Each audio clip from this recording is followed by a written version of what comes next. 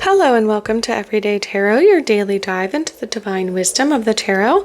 I'm your host, Camille A. Saunders, healer, tarot enthusiast, and your local witch next door, and today I'll be talking about tarot and lavender.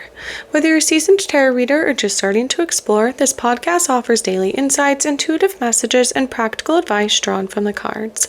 Each episode is designed to help you connect with your inner wisdom, find clarity in your decisions, and tap into the energy of the universe. Tune in every day, Monday through Friday, for fresh perspectives and empowering guidance from the tarot as interpreted by me. If you weren't able to attend live or didn't register in time, you can go ahead and get my full hour-long recording with my step-by-step method, examples of tarot cards I've created, journaling questions, and PDF to walk you through my virtual tarot card creation and crafting for just $33. The link will be in the show notes to purchase that now. I'm going to be offering a 12-week Tarot for Transformation live course this summer, most likely starting at the end of August. If you're interested, sign up here for more information. If you love the show, the best way to support it for free is by listening daily, leaving a review, and subscribing or following in your favorite podcast app. Thank you so much for doing that.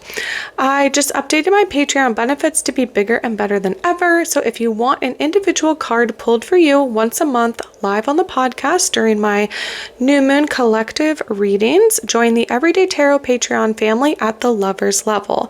If you'd like to support the podcast even further, you can get a one-time individual 5-card reading in addition to all the other benefits if you join the Witch Bitch level on the Patreon. If you are local to the Greater Puget Sound area, you can join me at my next Let's Talk Tarot meetup group event.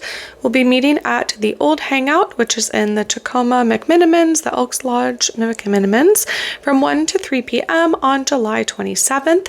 Bring your tarot cards, your questions, and your obsession with tarot. Come meet with other witchy and tarot folks in your community. If you're interested in my free PDF with the 2025 5-card tarot spread I created just for you at the beginning of this year, you can get that by joining my newsletter list. My weekly newsletter always has the most up-to-date information on upcoming events, presentations, musings, and more. And if you don't already know, I am a sex and relationships therapist seeing clients virtually all over Washington State. I love working with queer, poly, and witchy clients. If you'd like to work with a therapist that doesn't judge you, is witchy just like you, and helps you learn how to deal with anxiety, chronic pain or illness, communication issues, self-advocacy, and sex, head to my website now and book a free consultation to start your journey. You can find the links for any of these lovely offers in the show notes or on my website, CamilleASaunders.com/everydaytarot, in addition to the images of the cards that I pull. All right, so welcome to season 11, where I'm talking all about tarot and plant allies. If you haven't listened to my other seasons yet, you can check those out. In season 1, I talked tarot basics. In seasons 2 and 3, I went through all the major arcana cards and the 4 suits. In season 4, I talked tarot and pop culture. Season 5, I went through 13 common tarot spreads. In season 6, 7, 8, and 9, I went through all of the suits, starting with wands, pentacles, swords, and cups. And then in season 10, which I just wrapped up, I talked all about tarot and the intersection with witchcraft. So now we are on to season 11, like I said, where I'm talking all about tarot and plant allies. And today I'm talking about tarot and lavender specifically. So an overview for today's episode is I'll go into the plant description, we'll talk plant magic, its relation to the tarot, and uses for lavender. So we'll start here with my favorite reference material for this season, the Medicinal Herb Coloring Book by Omani Omerge and Nicole Rose. It is linked in the show notes if you want to check it out. But yeah, let's talk about lavender. So lavender is, the Latin name for it is Lavandula officinalis. Lavender is a perennial herb grown in gardens and farms worldwide. Lavender's aromatics have a calming effect on the nervous system of adults. It says, although it can stimulate children. Lavender also soothes indigestion. It's antimicrobial, decongestant, antispasmodic, and expectorant actions make it useful for respiratory infections. The essential oil is a necessary addition to every first aid kit care for burns, wounds, and sores. There are some people that are allergic to lavender, so just keep that in mind. So generally the description of the plant, what it actually looks like. So it is a bit of a resinous plant as well. It has sort of bunches of green gray leaves at the bottom of the plant with skinny stems going up, and then it sort of has branching off of more green stems that turn into these buds of purple flowers. And lavender is very aromatic. Generally, if you touch it even or brush against it or pick it, it smells, at least to me, very good. And yeah, very calming. It's very common to use as an essential oil as for calming effects. So sometimes if you're getting a massage, or sometimes like skincare or even hair care, smells like lavender. What else? Yeah, it is, like I said, it's resinous. It is a strong smell more than taste. You can eat lavender. One of my favorite things I've had with lavender, I'll talk about one of them which you can make, but one that I've had before at a lavender farm when I was in Colorado visiting my sister Cecily around the Taylor Swift Eras tour a couple years ago. We went to a lavender farm, and there they had a lavender lemonade that was very good. So lavender in baked goods or in a lot of food can be overwhelming because it is a very strong smell, which is why it's most often used in like skincare or dried, sometimes in like, Bath and Body products, or even things like potpourri, or just like, scented things that smell good. Let's see what else. But yeah, it has little tiny purple flowers that sort of, it gets buds as it goes up the stem at the top. It does sort of bush out for like a plant care perspective. It is sort of like a bush, but it requires pruning to maintain good shape. So it's often if you just let a lavender be and you don't actually pick or cut the stems of the stem plus the flower, it will often get it will like grow in a particular direction. It will kind of flop over. Sometimes it will get what I'll consider leggy, which is like very tall, which again leads to it often falling over. So although the flowers are very pretty and the plant smells good, it does sort of take some plant care if you're going to have it. I believe most lavenders can take a hard pruning, which just means cutting back to like the woody stems of the lavender after its flowering growing season. There are different kinds of lavender. So I believe the traditional one that is often used in skincare is English lavender, but there's also like French and Spanish lavender that look different. They all smell somewhat similar, but there's like slightly different qualities to each one. And like I said, when I went to that lavender farm outside of Denver, there were lots of types of lavender that I never heard of. It was very cool to see. And you could tell that the plants that they use, they prune very hard, which just means like extensively, that you prune them back very far so that they look sort of just like a shrubby little bush over the winter time, but they will often come back in a more full shape after that. All right, so let's talk about more of the plant magic associated with lavender. I like to reference here the Parting the Mists blog. I found it when I did my first episode of this podcast about plant allies, and it's had almost every plant that I've been talking about, which is nice. But yeah, so they're talking about lavender here, and they reference the Herb Crafters Tarot deck by author Letitia Guthrie and artist Joanna Powell Colbert. It is also linked in the description of the podcast or in the show notes if you want to find it. I really like the look of it. It's very like gardeny, earthy, and then also always has the plant in it, but it often shows how to use the plant, which I like. So like in this card I'm looking at, it has a bush of lavender in the background, then it has a basket, like a harvest basket with lavender picked in it. It has like some garden clogs and some gloves and a scythe laying on the ground. So you can kind of tell like, it is in this like, it's being harvested, which is very cool.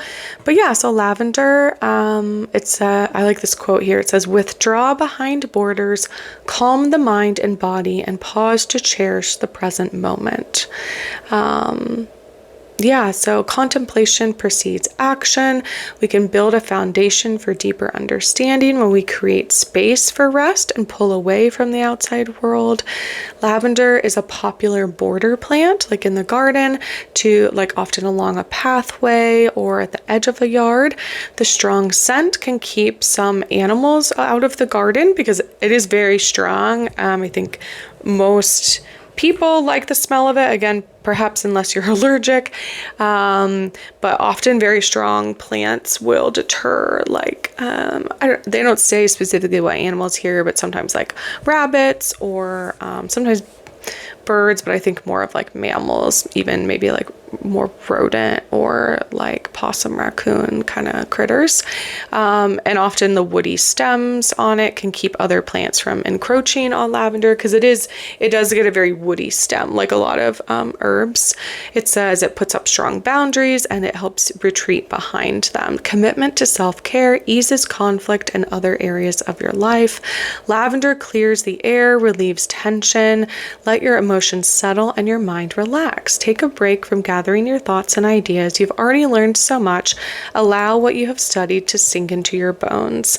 So I really like that approach to lavender. And again, it's interesting thinking about how it gets used in the garden, often as this like border, even protection plant. So lavender has a very, I would say like energetically, it has a very soft, like gentle energy. Again, we think calming, soothing the nervous system. I definitely have had like an eye pillow, which is like a thing that, certain things that get filled with like rice or things that have like a little bit of weight to them. If you've ever been to like a yoga class or something, sometimes they'll like offer an eye pillow that has like herbs or certain scents in it. It's warm sometimes. I have had one of those that has lavender in it, and it's just like, it's very nice. You can put it over your eyes when you're laying in bed or taking a nap, and it is just kind of like soothing. It's, like I said, it's a very common essential oil for soothing, and it kind of like clears the air. And again, soothing from like tension, right? Could be tension in the body, could be more like relational tension. In the Herb Crafter's Tarot deck, it is considered the 4 of air, so like an air sign or like affiliated with air, which in a traditional tarot deck, the air sign would be swords. And lavender does sort of look like a sword. Again, it's kind of gentle sword. Like if you tried to wield it, it wouldn't, it would kind of flop around a bit. But you can, there are things you can do with it. I'll talk a little bit more about uses as we move on, but I like in this deck they talk about you can make a lavender wand, use it to create boundaries from unwanted energies. So you could kind of like bind some of them together with twine or other plants, even if you wanted to make like a bundle. You can use lavender oil. Growing up in Eastern Washington where I lived, it was a very hot, deserty climate, and lavender thrived there. We had some lavender plants in our yard, and my mom would like harvest them and make like sachets. So you just essentially strip the flowers off the plant, like the little buds, and you dry them a little bit, although they don't have a lot of water in them, so it doesn't take very long. And then you just put them in like a little, like if you get jewelry from like in like a little pull purse thing. I'm trying to think of the right word, but if you ever go and like buy jewelry from someone like at a farmer's market or something, they'll often put it in this little like drawstring, sachet thing. My mom would get those and like fill them with lavender, and then we would like put them in our sock drawer, or like, again, it is because it kind of deters animals or pests. Like it's probably also good for like moths, like mothball kind of thing. So that is another way you could probably use it. Because again, a lot of those like resinous type plants are good for that. yeah, you can like carry like a sachet of it in your pocket, or again, like have it around. It would be good for like potpourri in like a bathroom or something. Yeah, so lavender is just kind of lovely that way. When we think about its relation to the tarot, I looked up some correspondences, and what I found was kind of the High Priestess, the Fool, or the Void.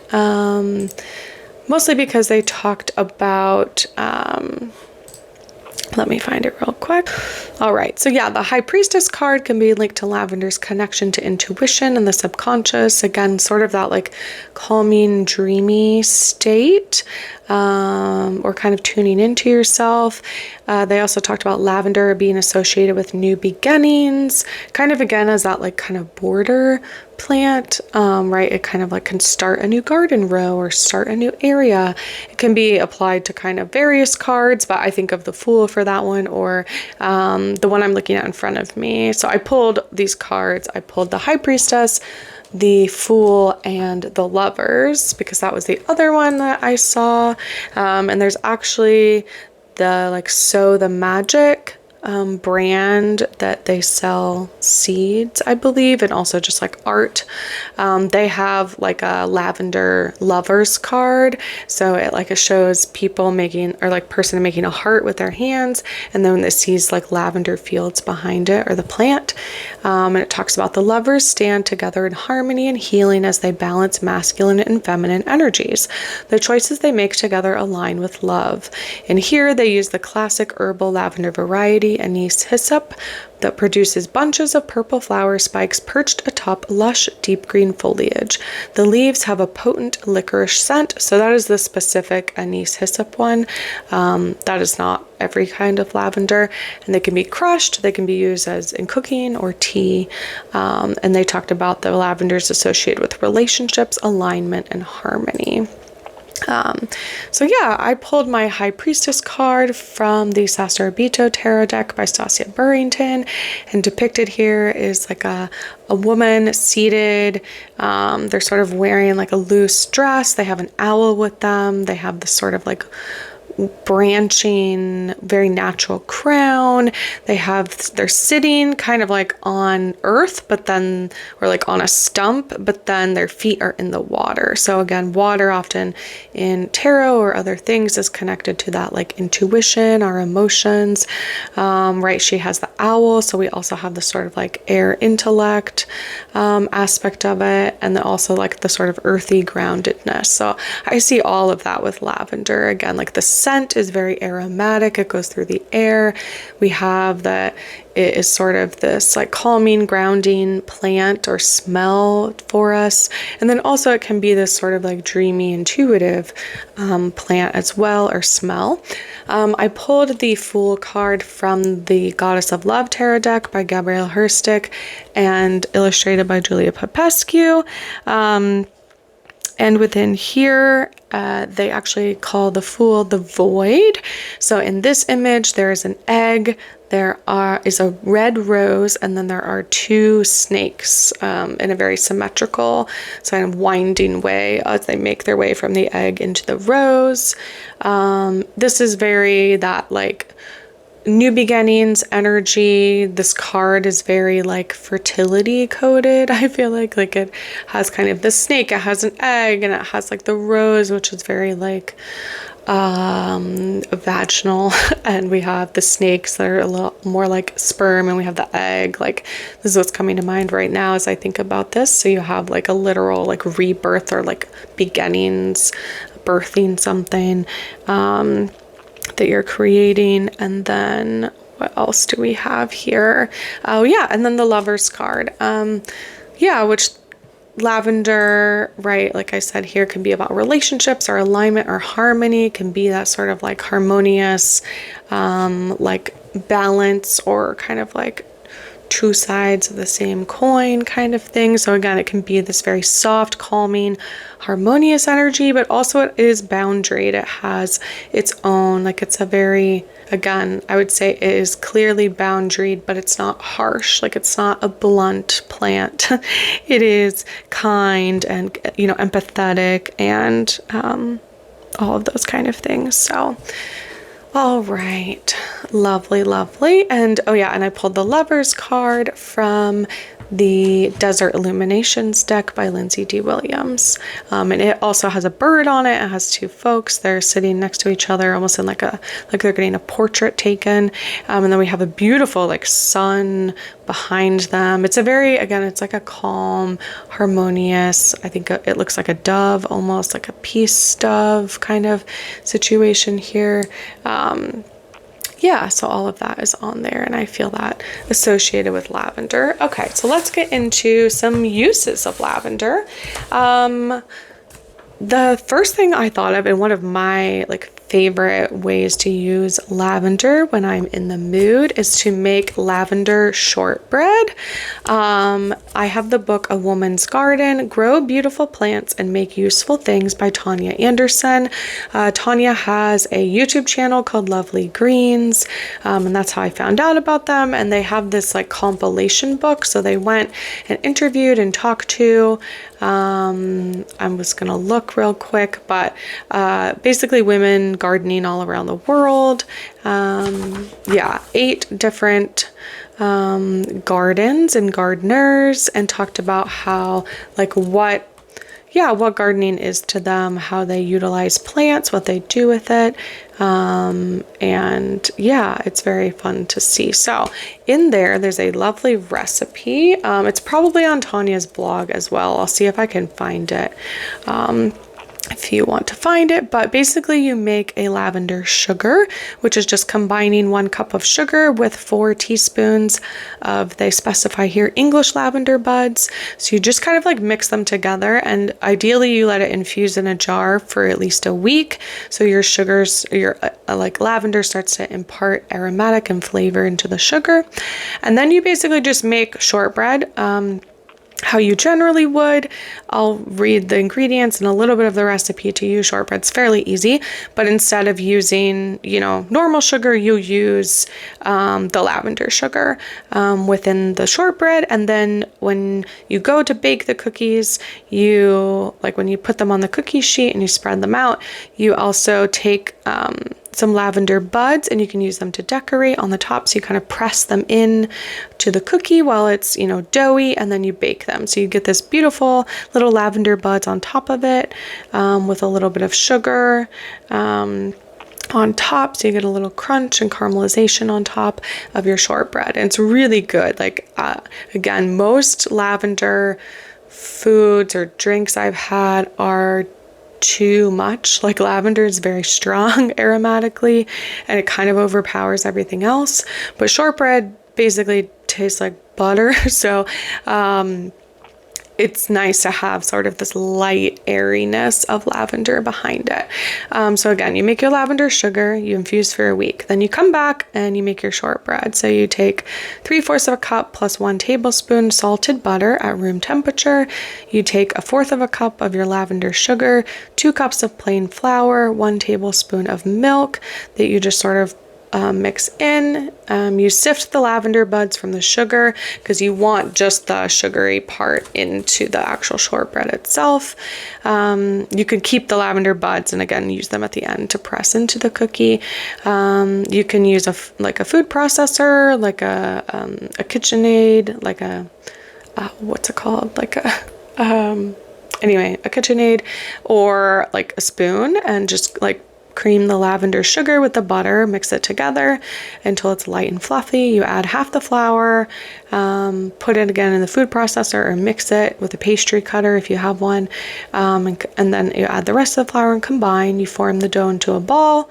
If it feels dry, you can add a little bit of that milk. You roll the dough out into a 1/2 inch or 1 centimeter thickness. You cut the dough into, you can do fingers, which just means like rectangles sort of, or you can use a cookie cutter. If you're using a cookie cutter, you can, make circles and roll what's left, and try to use all the dough. You put the cookies on your baking tray, and then you pour a little bit of that lavender sugar over each, and then spread it out so you get a little sugar on top, and then you press your lavender buds in. You can do one, you can do a couple per cookie. Then ideally you chill them. That's important for shortbread. You don't want all your butter to melt out before as it goes in the oven. So you chill for 30 minutes. You can preheat your oven to 350 degrees Fahrenheit or 180 Celsius. And then you bake your cookies for 20 minutes until they're just like lightly golden brown. You can cool them on a rack, and they should store for up to a month. They're very good. I've made them multiple times. Big fan. Shortbread's pretty easy. Again, as long as your butter is at room temperature, that's usually the part that takes the longest if you don't prep, and then just make your lavender sugar beforehand. And the recipe, of course, starts with the 1 cup of sugar, but you only use 1/4 in the recipe. So you can make it, you can quadruple your recipe if you want and make a ton of cookies, or you can save your sugar for later and make them again another time. You could also experiment with using the lavender sugar like in a lemonade or something. Like I said, I have had one of those. I haven't made it myself, but that is probably a thing you can do by just using the sugar, and it will be like lightly lavender flavored, which I think, again, personally is ideal because lavender can be very strong. All right, so let's talk other uses in the Hearth Witch's Compendium by Anna Franklin. So in here, I pulled a couple different things. So they also have a recipe for lavender sugar in here, which you can use to make cakes or cookies. So again, it's versatile, and it's really just you take like 5 to 10 flower heads of lavender, combine it with sugar, and let it sit for days to a week so it infuses together. And then you can bake with it. You can make lavender soap. So if you have like glycerin, melt and pour soap base, you use 7 ounces of that, a tablespoon of dried lavender, 10 drops of lavender essential oil, and then you can use purple soap color if you want to kind of remember, what your soap is scented with, and and make soap with it.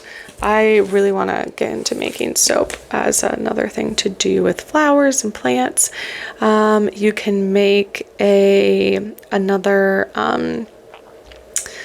there's like a foot bath in here that has peppermint and lavender, which just can be used to help relieve headaches.